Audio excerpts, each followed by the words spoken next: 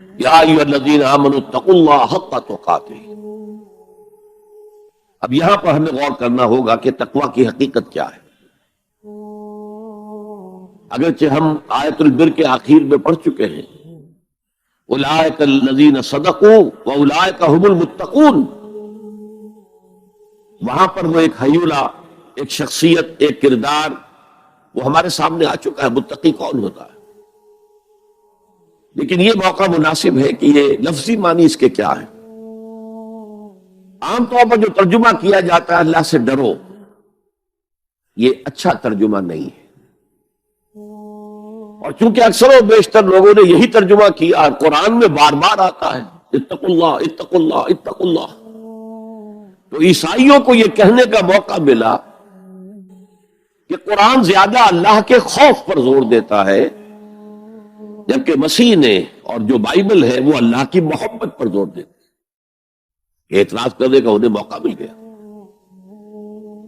خوف کا لفظ قرآن کا خود عربی زبان کا لفظ ہے، قرآن مجید میں بھی آیا ہے فَلَا تَخَافُوهُمْ وَخَافُونِي، تم ان سے نہ ڈرو، اپنے دشمنوں سے نہ ڈرو، مجھ سے ڈرو۔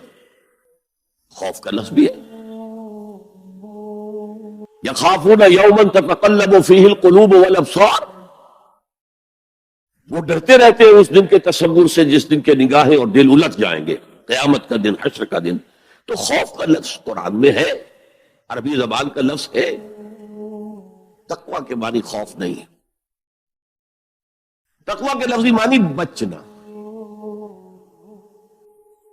دیکھیے وقایتی، وقایتن اسے کہتے ہیں ثلاثی مجرد، اس میں معنی ہے وقایتی وقایتن کے کسی کو بچانا، اور آپ بڑی آسانی سے یاد رکھ سکیں گے کہ جو ہماری دعا ہے، جو سورہ بقرہ میں حج کی دعاؤں کے ضمن میں اہم ترین دعا کی حیثیت سے مذکور ہے، ربنا آتنا فی الدنیا حسنۃ وفی الآخرۃ حسنۃ وقنا عذاب النار، وقنا عذاب النار، اے اللہ ہمیں بچا آگ کے عذاب سے۔ تو وقایتی وقایتن کے معنی ہے کسی کو بچانا۔ باب افتعال میں یہ بنا اتقا، اور واو اور تا یہ جڑ گئے، اتقا اتقا۔ اتقا معنی خود بچنا،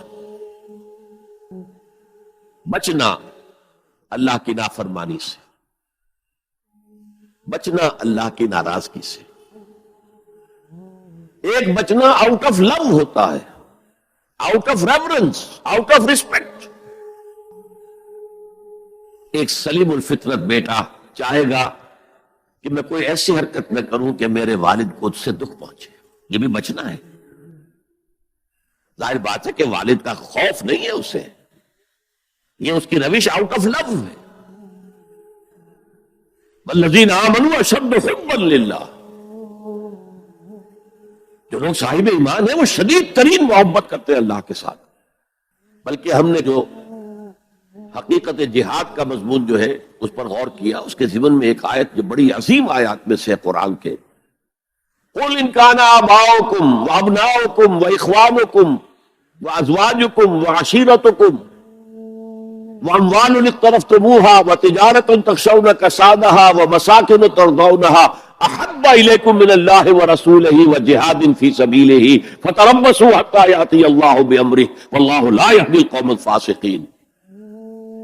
اے نبی ان سے کہہ دیجئے کہ اے لوگو، اگر تمہیں اپنے باپ اور اپنے بیٹے اور اپنے بھائی اور اپنے زوج، مرد کے لیے بیوی، بیوی کے لیے شوہر، اور اپنے رشتہ دار اور اپنے وہ مال جو تم نے بڑے محنت سے جمع کیے ہیں، اور اپنے وہ کاروبار جن میں کساد کا، سرد بازاری کا تمہیں خوف لاحق رہتا ہے، بندہ نہ ہو جائے،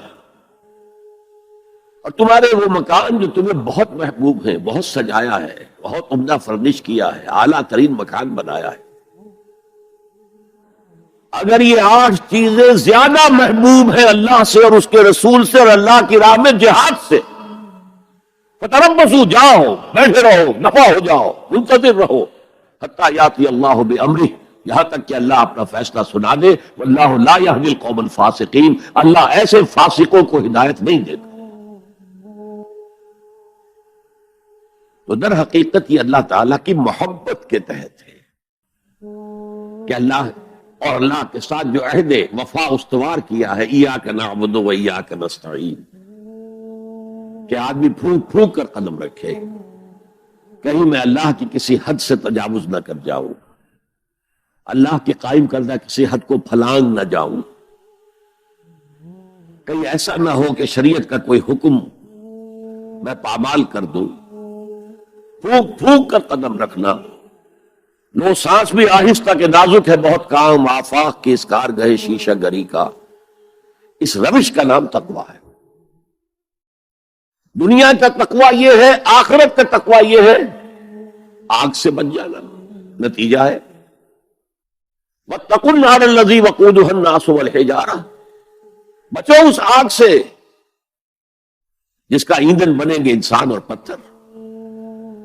یا ایھا الذین آمنوا قوا انفسکم واہلیکم نارا، اہل ایمان بچاؤ اپنے آپ کو اور اپنے اہل و عیال کو آگ سے. تو دنیا کا تقویٰ اور آخرت کا تقویٰ، یہ ہے تقویٰ کے لفظی معنی. بلکہ اس میں اضافہ کروں کچھ. ایک دفعہ حضرت عمر فاروق رضی اللہ تعالی عنہ یہ مجلس شورا میں یہ بحث چل نکلی، تقویٰ کسے کہتے ہیں، ہاؤ ٹو ڈیفائن تقویٰ. سب حضرات نے اپنی اپنی رائے دی. حضرت ابی بن کعب رضی اللہ تعالی عنہ ایک انصاری صحابی ہیں جن کے بارے میں حضور نے فرمایا ہے کہ اقرأہم ابی بن کعب، میرے صحابہ میں قرآن کا سب سے بڑا جاننے والا ابی بن کعب ہے. وہ خاموش بیٹھے ہوئے سن رہے تھے باتیں. حضرت عمر نے خاص طور پر کہا ابی آپ نے کچھ نکاح فرمائے. اب انہوں نے کہا کہ امیر المومنین دیکھیے، اگر کبھی آپ کو کسی ایسے جنگل میں سے گزرنا پڑے جس میں کوئی پگڈنڈی نہیں ہے، بڑی اونچی اونچی گھاس ہے اور قدم قدم پر خاردار جو ہیں جھاڑیاں ہیں، تو آپ کیسے گزریں گے؟ جسے میں بار بار کہہ رہا ہوں پھونک پھونک کر قدم رکھنا. دیکھ لو کہیں اس گھاس کے اندر یہاں کوئی سانپ جو ہے وہ کنڈلی مارے بیٹھا ہو، تمہارا پاؤں سانپ پر جا پڑے، یا کسی اور موذی جانور کے بل میں پاؤں جا پڑے، یا کہیں تمہارے کپڑے جو ہیں وہ کسی جھاڑی کے کانٹوں میں الجھ جائیں. بچ بچ کر نکلنا، یہ تقویٰ ہے. یہ زندگی ایک سفر ہے، ہماری منزل آخرت ہے. جیسے حضور نے فرمایا انما الدنیا خلقت لکم وانتم خلقتم للآخرہ، یہ دنیا تمہارے لیے بنائی گئی ہے، تمہارے لیے برتنے کا سامان ہے، لیکن تمہیں آخرت کے لیے بنایا گیا ہے، یہ تمہارا گھر نہیں ہے. تو یہ ہے تقویٰ. اور تقویٰ کی تعلیم قرآن مجید میں اتنی شد و مد کے ساتھ آئی ہے، اتنی شد و مد کے ساتھ آئی ہے، ایک ایک آیت میں دو مرتبہ. سورۃ النساء کی پہلی آیت یا ایھا الناس اتقوا ربکم الذی خلقکم من نفس واحدۃ وخلق منها زوجها وبث منهما رجالا کثیرا ونساء واتقوا اللہ الذی تساءلون به والارحام ان اللہ کان علیکم رقیبا. ایک آیت میں دو مرتبہ تقویٰ کہو. اے لوگو، اے بنی آدم، اپنے اس رب کا تقویٰ اختیار کرو جس نے تمہیں ایک جان سے بنایا، اسی سے اس کا جوڑا بنایا اور ان سے کثیر تعداد میں مردوں اور عورتوں کو زمین میں پھیلا دیا. یہ 600-650 کروڑ جو انسان آج دنیا میں ہے، یہ سب کون ہے؟ آدم اور حوا کی نسل سے ہیں. پھر اسی آیت میں دوبارہ واتقوا اللہ الذی تساءلون به والارحام، تقویٰ اختیار کرو اس اللہ کا جس کا ایک دوسرے کو واسطہ دیتے ہو. کوئی سائل مانگتا ہے تو اللہ کے نام پر مانگتا ہے. تم جا کر اپنے کسی عزیز سے یا دوست سے کہتے ہو کسی کام کے لیے بھائی یہ کام بہت ضروری ہے اللہ کے لیے جلد از جلد اس کام کو کر دو، واسطہ اللہ کا. یا جیسے کہ سورہ حشر میں ایک آیت میں دو دفعہ یا ایھا الذین آمنوا اتقوا اللہ ولتنظر نفس ما قدمت لغد واتقوا اللہ ان اللہ خبیر بما تعملون. اے ایمان والو، اللہ کا تقوی اختیار کرو اور دیکھو کل کے لیے کیا بھیج رہے ہو آگے. تمہارے اعمال جو جا رہے ہیں، جمع ہو رہے ہیں تمہارے نامہ اعمال میں، وہ اعمال کون سے، اچھے ہیں یا برے ہیں؟ اور اللہ کا تقوی اختیار کرو اور دیکھو، جان لو وہ تمہارے اعمال سے باخبر ہے، بے خبر نہیں ہے. تاہم یہ الفاظ جو ہے میرے نزدیک قرآن مجید میں تقوی کی تاکید کے اعتبار سے انتہائی مؤکد مقام ہے. جیسا کہ منیا اس کے صحابہ گھبرا گئے، حضور اللہ کے تقوی کا حق کون ادا کر سکتا؟ پھر جب سورہ تغابن کی آیت نازل ہوئی تو ان کے جان میں جان آئی. وہاں فرمایا گیا فاتقوا اللہ ما استطعتم، اللہ کا تقوی اختیار کرو جتنا بھی تمہارے حد استطاعت میں ہے، امکانی حد تک اللہ کا تقوی اختیار کرو. پھر جان میں جان آئی. آدمی اپنے مقدور بھر اپنی ہمت کے مطابق تو کام کر سکتا ہے، لیکن اللہ کا حق ادا کرنا یہ کیسے ممکن ہے؟